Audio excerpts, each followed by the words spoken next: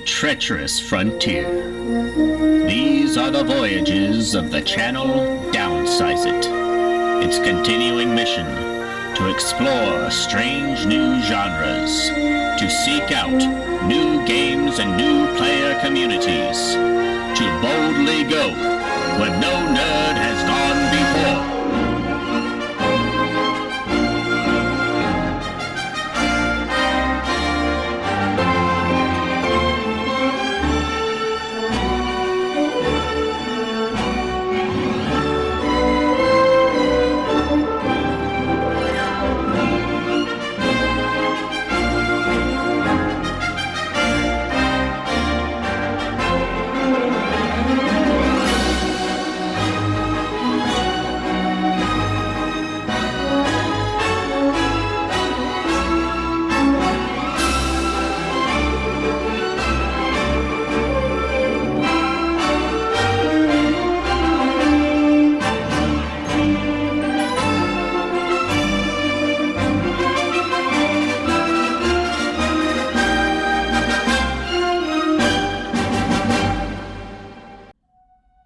Greetings, my name is Ben, aka Downsize It, and today I'm going to go over how to build a force and set up a game, basically, when generating your core officers, transfer pools, selecting ships, etc., including the new sway mechanic.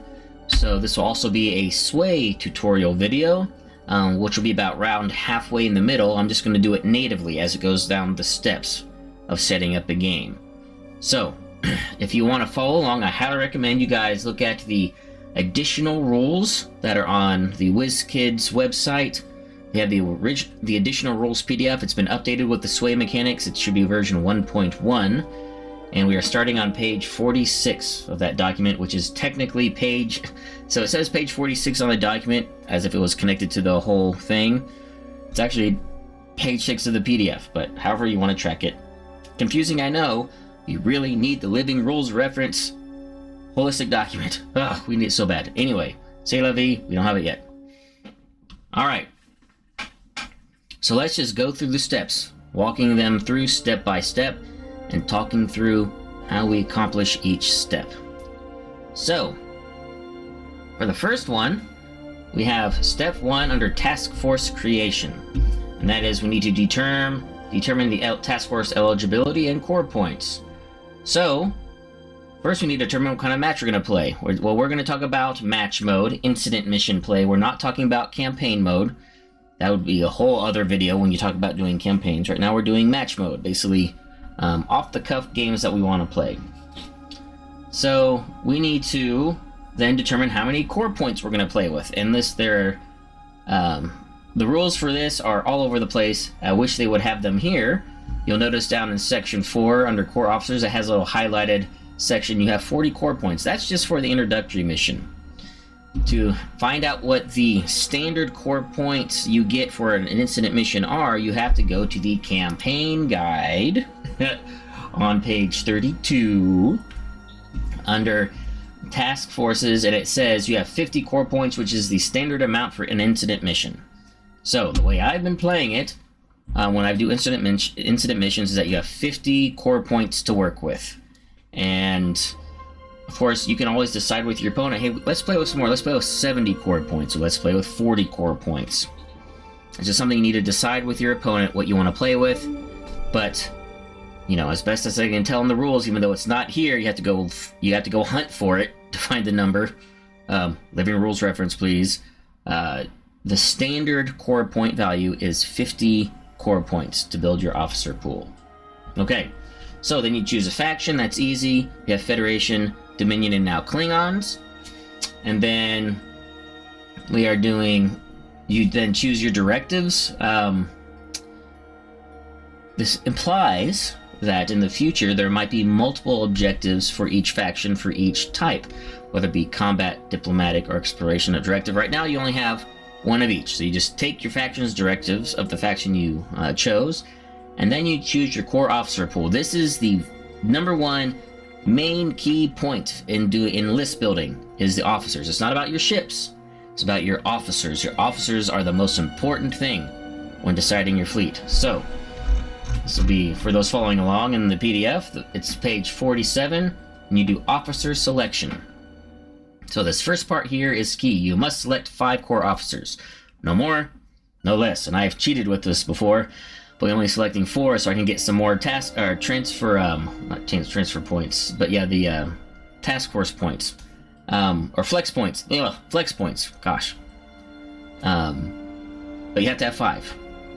So, 5 corps officers, 50 points. That's the standard box that you're in to generate your corps officer pool. Now, when you're designing your corps officers, they have to be aligned with your faction. And some officers are aligned with multiple factions, like Worf is with the Federation and Klingons, Kalar's Federation and Klingons. But basically, in the top left of the officer card, on the face with their picture, you'll basically see their faction affiliations. Those are the officers that are all eligible to be taken as one of your corps officers. Now, the other requirement is that you have to have 3 officers representing the 3 branches of your officer corps, which is the command liaison, the chief of operations, and the head of science. The other 2, doesn't matter what icon they have in their role space on the card. You have to have at least 1 command liaison, at least 1 chief of operations, and 1 head of science. Now, when you're doing this, any points you don't spend become flex points. And this is important for getting transfer officers and equipment upgrade cards.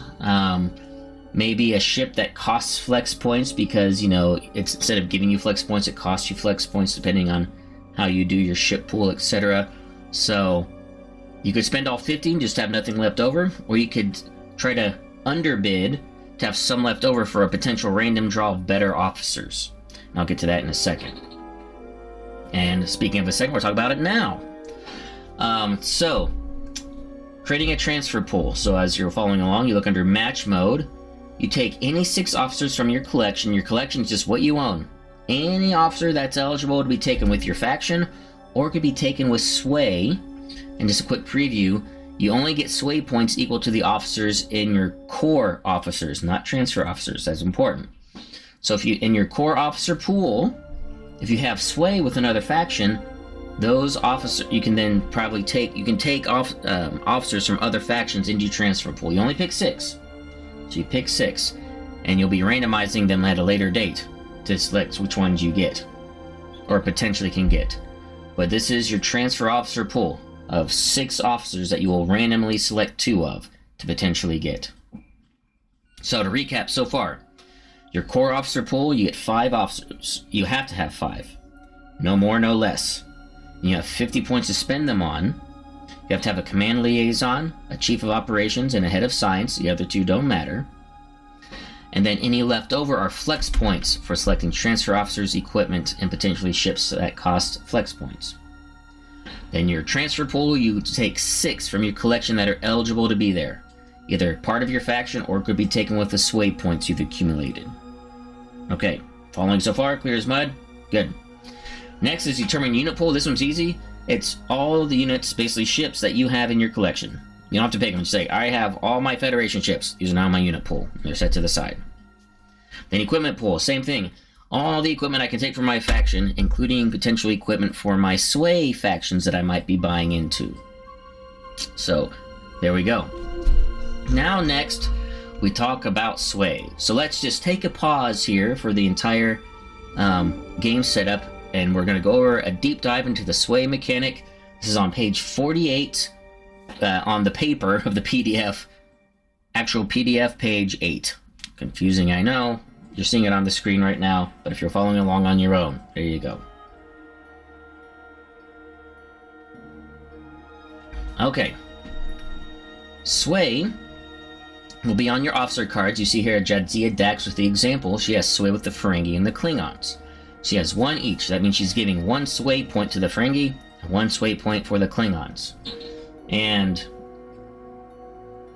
whenever down below example, you see Worf has sway with the Klingons and Federation. So, if you have Jadzia Dax and Worf in your core officer pool when you're choosing core officers, you will have 2 Klingon sway and 1 Ferengi sway, assuming Federation is your faction you chose. So assume Federation's your faction you chose. That's your core officer pool.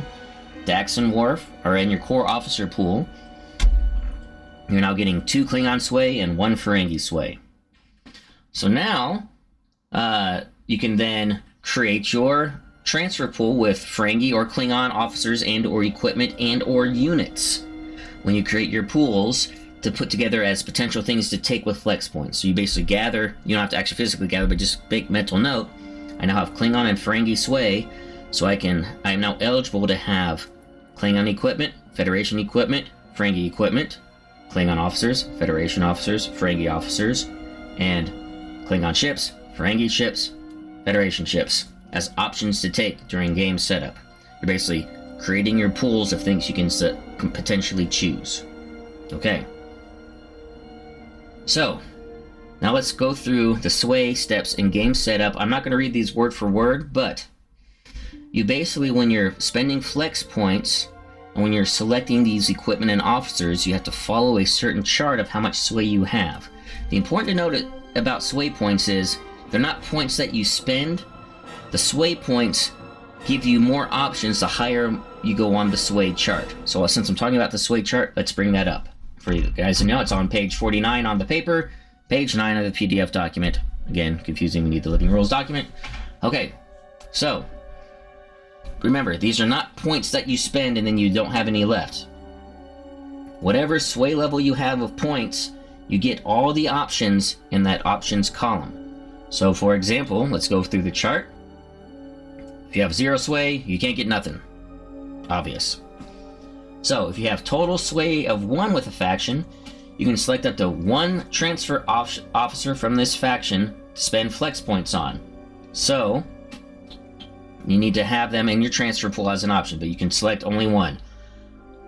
You could potentially put 2 officers. Let's say I want Ferengi.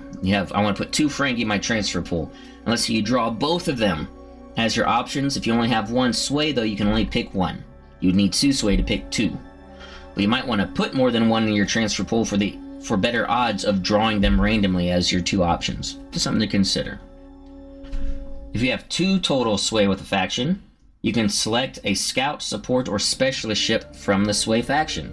That's how I got my bird of prey in my bat rep that you guys just watched.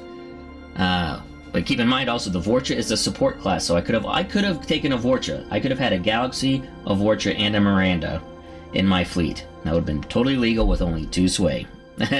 Totally legal with only 2 sway. So you can get a ship or have the option of selecting 1 transfer officer from the faction during the spend flex points.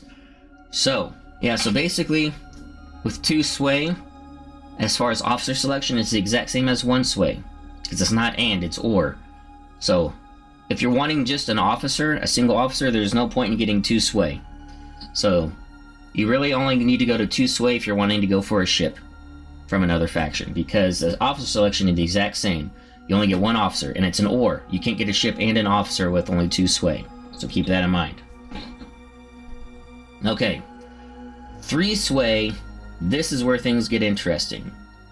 So, you can select 1 capital ship from this faction during setup. Now, right now, there's no way in the game at the time to get 3 sway for a faction that has a capital ship. The only way you can get 3 sway right now is with the Klingons. If you take Kalar, Dax, and Federation, that gives you 3 sway with Klingons. Klingons don't have a capital ship. But getting 3 sway is still useful because you could... Because now we have the or, and then these next 2 are part of the and. So you can do both of these in the next section on step 3 here, or 3 sway here. You can select 1 scout support, a specialist ship, so you can get a ship, and you can get 2 transfer officers from the faction. So if you're a Federation player and you take Kalar, Worf, and Jadzia and your core officers with 3 sway, you can then take a Vorcha or a bird of prey to add into your Federation fleet, as well as 2 additional Klingon officers in your transfer pool as a potential to draw randomly. Pretty cool. I'm sure we're going to be getting more once the Cardassians and more Klingons come out in Wrath and Glory. I imagine there's going to be a lot of Dominion sway and more Federation and Klingon sway back and forth, etc. in that expansion. Okay. with 4 total sway, which right now is impossible. You can select up to any ship you want of any type and 2 transfer officers, so you could get a command ship and 2 officers. And then 5 sway. This will be interesting if ever you can get to 5 sway. How that would look, the kind of officers you'd have to take. But you get to get 2 ships from the other faction and 2 transfer officers. So this is one interesting thing. It also makes sense because you can never only ever take 2 transfer officers anyway. You can never get more than 2 sway transfer officers. But again, it makes sense because you never get more than 2 transfer officers, period. But you can eventually get up to selecting 2 ships from the faction you're swaying into. I imagine this is going to be very important for the Cardassians to help them fill out their fleets with Dominion ships. I'm just guessing. Alright, so that's how sway works. Pretty cool. Alright, so now we have our officer pool. We have our directives, we have our transfer pool, officer pool, we have our equipment pool, our unit pool. We have figured out our sway and added those to our pools if we have sway. So now we go to game setup. So remember, you've done all this before you even know what the mission is. You have to choose this before you know the mission. You have to keep that in mind. So we're playing match mode, that's easy. So step 2 though, select mission. This is where you select your missions. So you can either choose an incident mission and situation or randomly draw. I like randomly drawing. And then when you're getting your complications, you randomly deal out 2 to each player, and each player picks one of the complications and places them face down in their area, and that's the complication they're going to be striving to achieve and have activate during the game. Okay, so this is where you then go to select fleets. So you have your unit pool, your ship pool, and this is where you now select the ships to fit with the mission type. So I'm going to just reiterate here, as of now, especially with the Klingons, you're going to have to do some house ruling to let the Klingons play with other missions other than the mission that came in the box. So just use house rules to make it work. Again, keep it casual with your friends that you're playing with, and just make sure you align on what the parameters are. But this is where you select your ships that are eligible. This is also where you have to pay for your ships if they have a cost of flex points, or where you gain more flex points because the ships are maybe older or not as effective, so you gain flex points for more equipment upgrades, etc. Now, you assign your officers, step 4. This is important in order. You don't know who your transfer officers are yet, right? So you don't know your transfer officers, so you have to assign your officers before that happens. Now, each player assigns core officers to their stations. Your command liaison has to be in the captain's chair, so whoever you assigned as your command liaison role has to be in the captain's chair. And then each of your line officers goes on each ship, so you basically get 3 officers per ship that you get. This is your generic line officer. Example for the Federation is the reliable commander. 1 per ship. This is where they also have to be assigned to stations, not section. You have to assign them to stations. And then on every ship, at least 1 officer has to be on the bridge at this step. Then, after you have assigned stations to all of your officers, including line officers, this is where you start spending flex points.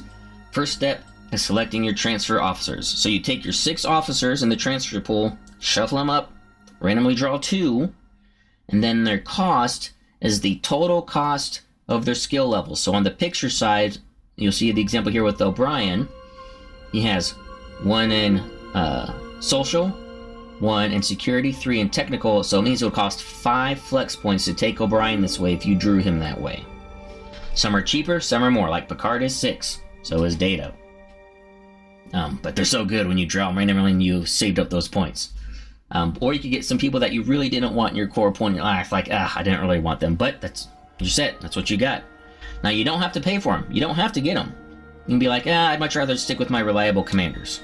Because how this works is, the 2 officers you choose from your transfer officer pool, you don't gain them in addition. What they do is they replace your line officers. And generally, the officers in your transfer pool are generally better than line officers because, they have more special abilities, etc. But it could be that you just don't want to spend the flex points on them. You'll spend them somewhere else if you didn't get the officer you wanted when you did your random draw. But this is also important to note, is that your line officers are already assigned to stations, so you don't get to change your station at this point, your starting station. You have to replace your transfer officer with your line officer at the station that they're at. So that would take some advanced planning to think about with your line officers, like I could potentially be swapping him out with a or a transfer officer that I want more, and have them be at that station. So trying to think of who you could potentially get and where they're going to be and what ship they're on. Adds a little bit of layer of strategic thinking there, and also of the randomness of the transfer pool. Now, this is also where you select equipment with your flex points, and then also where we would select auxiliary units if that's allowed. Right now, that's not allowed. There is currently no mission that lets you bring auxiliary units at the beginning. You could too, but you can do the auxiliary upgrades with the runabouts for Federation ships that have shuttle berths. But that would still be an equipment upgrade.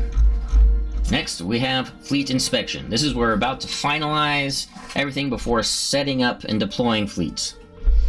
So, now you have to choose your Commodore. So the Commodore, one, does not have to be the command liaison, but they have to be the highest ranked command officer. So that person is the Commodore. So whoever has the most pips at the top left, as well as the command liaison symbol, that's your Commodore. It has to be. And then if they're tied, you could choose. And then the Commodore then needs to move to the bridge of the ship if they're not already there. And then if they're not in the captain's chair, they have to go to the captain's chair. And whoever that is, and wherever that is, then becomes your flagship. So also need some advanced planning to make sure you plan out who you want your Commodore to be and what ship they're going to be on. Okay. And then the other ships, you just have to basically realign everyone to make sure whoever the highest ranked person on the ship is in the captain's chair. And this might matter if your reliable commander or your other line officer got replaced by a transfer officer that has a higher rank. They'll then need to move to the command chair. Or it might swap the opposite way. If you got a transfer officer that's lesser ranked than the reliable commander who was in the command chair already, you need to take the person that's higher ranked back to the command chair. Kind of confusing, I know, but the core thing to keep in mind is your Commodore has to be the highest ranked officer in your fleet. They have to be in the bridge. And then every other ship, whoever the command officer is, or whoever the highest ranked officer is, has to be on the captain's chair to start, no matter what. So keep that in mind. Hope that was clear as mud, and hope I didn't cause any more confusion. But for reference, just check out the additional rules, Rulebook 1.1, or Rules 1.1. It's at the beginning, and hopefully soon we'll have the living rules reference. It'll be even more clear and lined up, especially with the amount of core points you get, how everything works, etc. But super exciting that Sway's in the game. I had a lot of fun having Kalar and a Bird of Prey with the Federation in the last game I played, and I'm looking forward to experimenting with more Sway mechanics and trying to do some Sway stuff. So, anyway, thank you guys for watching, and until next time, take it easy.